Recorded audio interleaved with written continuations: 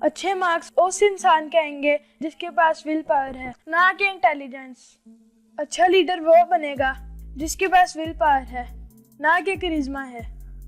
और लाइफ में वो खुश रहेगा जिसके पास विल पावर है, क्योंकि सेल्फ कंट्रोल किसी भी अच्छे रिलेशनशिप की प्राइमरी रिक्वायरमेंट है।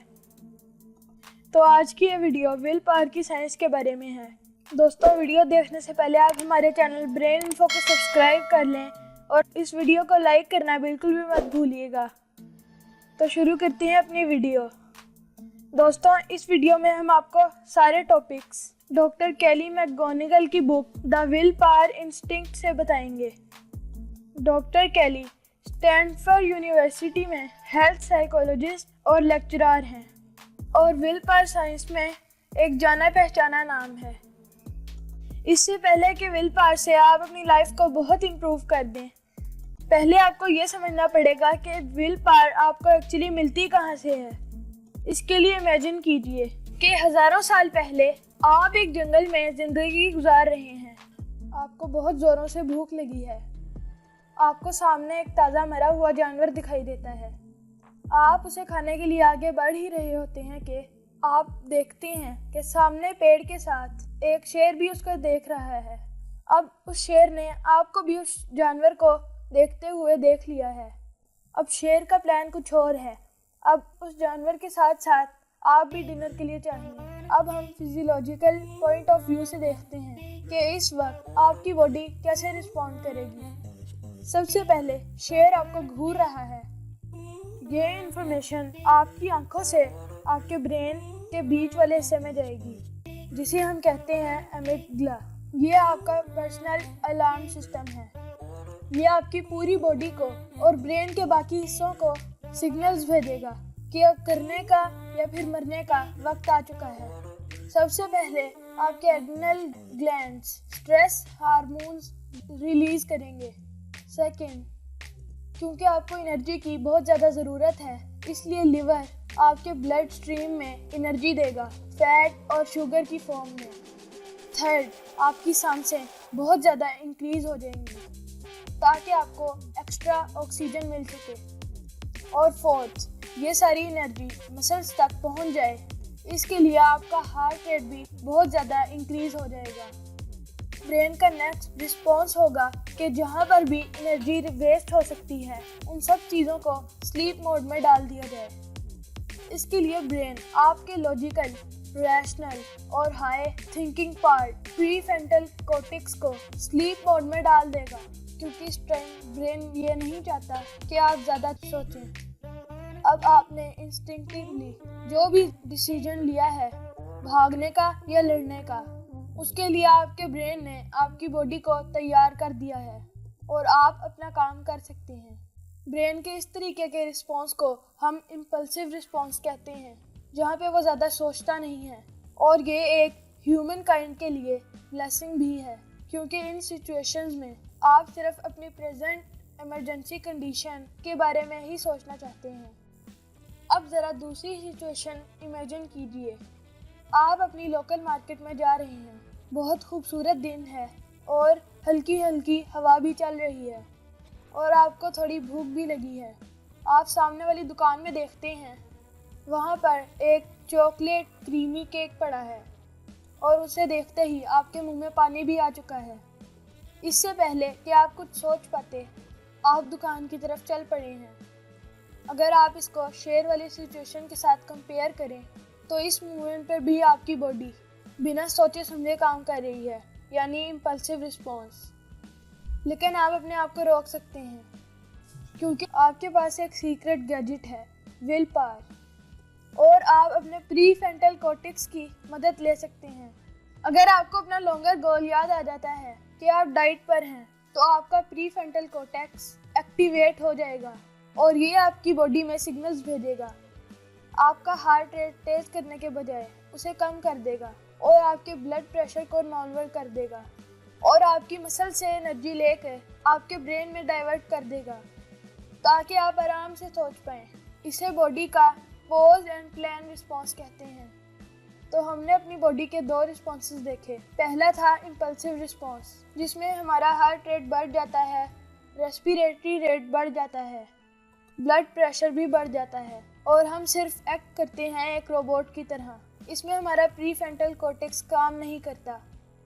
दूसरा है प्लान एंड पॉज रिस्पॉन्स, जिसमें हमारा हार्ट रेट नॉर्मल होता है, रेस्पिरेटरी रेट नॉर्मल होता है और ब्लड प्रेशर भी नॉर्मल होता है और हमारा प्रीफ्रंटल कॉर्टेक्स एक्टिवेट होता है और हमें सारी विल पावर इस पॉज एंड प्लान रिस्पॉन्स से ही मिलती है। तो अब सवाल ये आता है कि विल पावर इंक्रीज कैसे की जाए।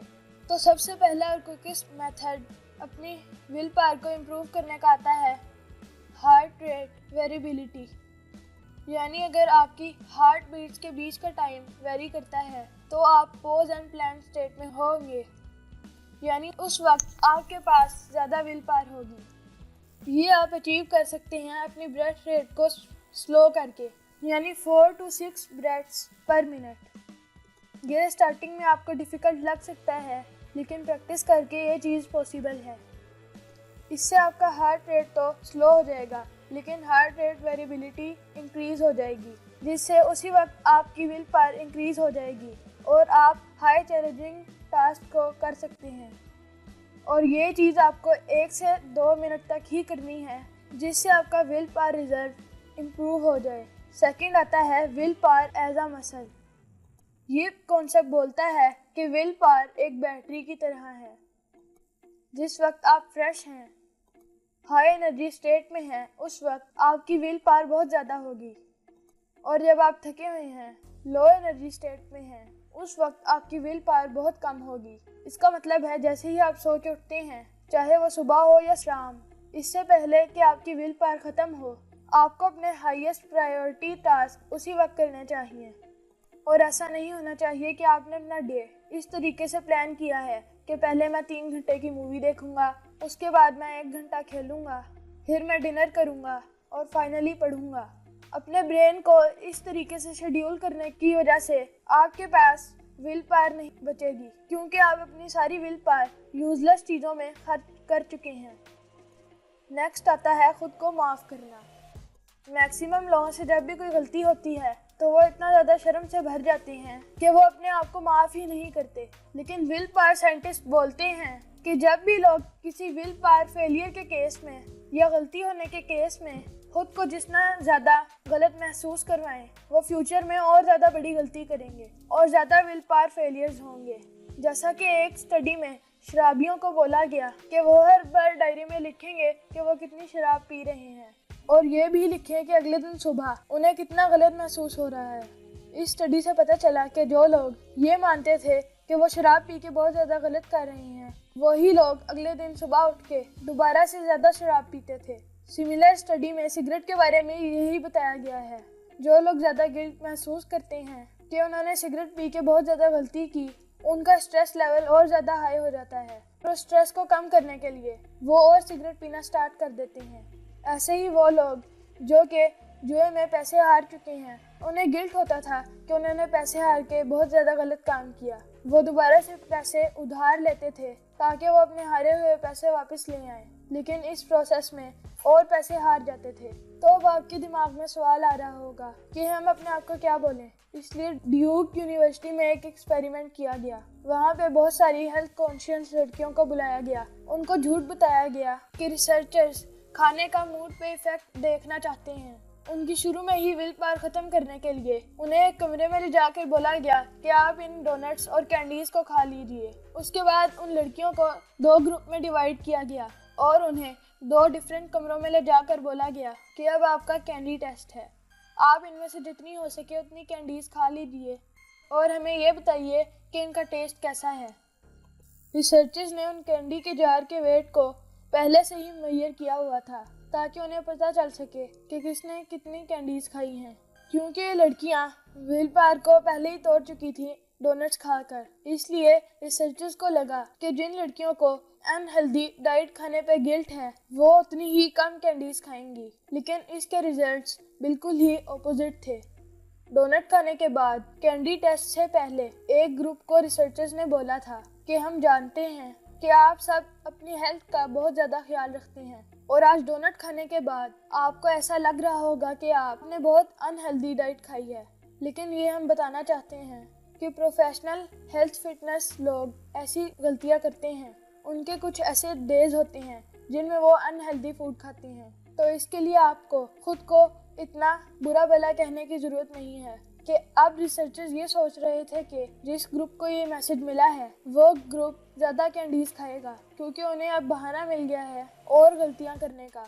लेकिन रिजल्ट्स के बाद पता चला कि इस ग्रुप ने दूसरे ग्रुप के कंपैरेटिवली आधे से भी कम कैंडीज खाई, जिससे पूरी विल पावर साइंस की थ्योरी चेंज हो गई। अब जब आपसे भी कभी कोई ऐसी गलती होती है जो कि होगी ही, तो आपको एक पर्टिकुलर सीक्वेंस में अपने से बात करनी है।